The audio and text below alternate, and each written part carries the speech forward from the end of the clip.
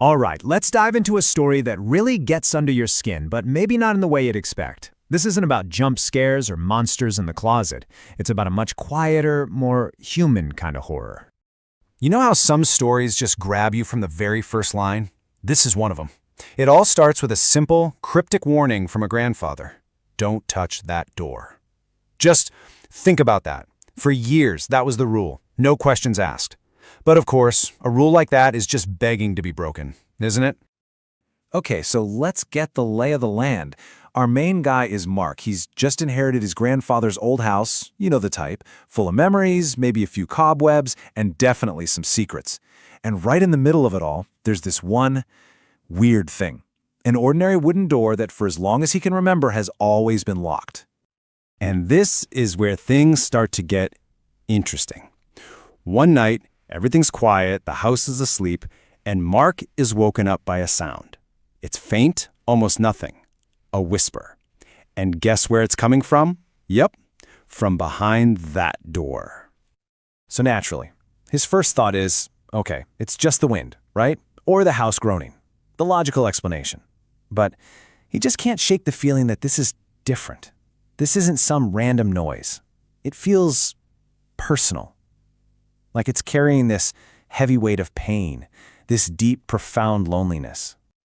And as he strains to listen, the whisper starts to take shape. It becomes words, and the first thing he makes out is just heartbreaking. It's a plea. Don't leave. Can you imagine? It's not angry, it's not a threat, it's just a voice that sounds completely broken, begging him to stay. So, this is the big moment, the turning point. This isn't your typical horror movie scene, you know? He's not thinking, what kind of monster is back there? He's asking a totally different question. What kind of pain is this? He has to make a choice. Is this something to be afraid of, or is this a voice that desperately needs help? And what he does next is, well, it's not what you'd expect. He doesn't run. He actually walks towards the door. He reaches out, touches the wood, and it's not cold like you'd think. It's warm. And in that one moment, all the fear just melts away. And it's replaced by this strange, powerful feeling of pity, of empathy for whatever is suffering on the other side. The whispers don't stop. In fact, night after night, they get a little clearer. But the message is always the same. Stay, please, don't leave me alone. You realize this isn't some malevolent spirit trying to spook him. This is an echo, a memory of some deep, old ache, just begging not to be alone anymore. So Mark starts this ritual, and it's not about action. He doesn't grab a crowbar, he doesn't try to shout through the keyhole, he just listens. It's this beautiful, powerful act of just being present. He sits with that uncomfortable feeling, offering his silent company. He's not trying to fix it, he's just acknowledging the pain, letting it know it's not alone. He's just bearing witness. And this doesn't happen overnight, right? It takes time. For a whole week he does this.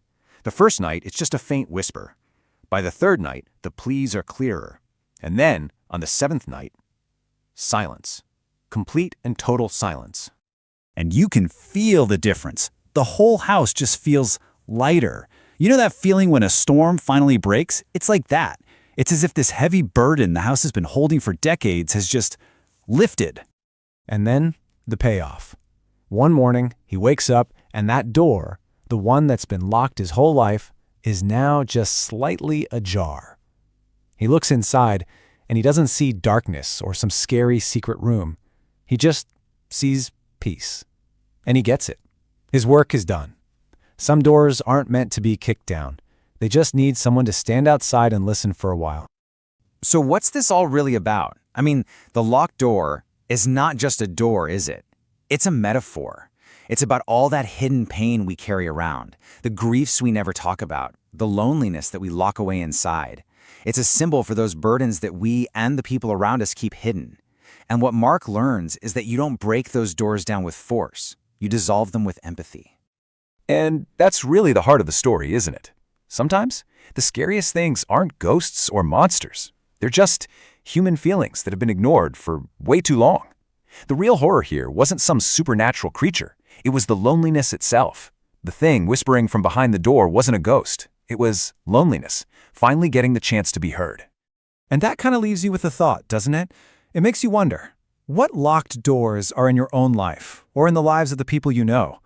What quiet whispers are out there, just waiting for someone, maybe you, to stop, to really listen, and just be there?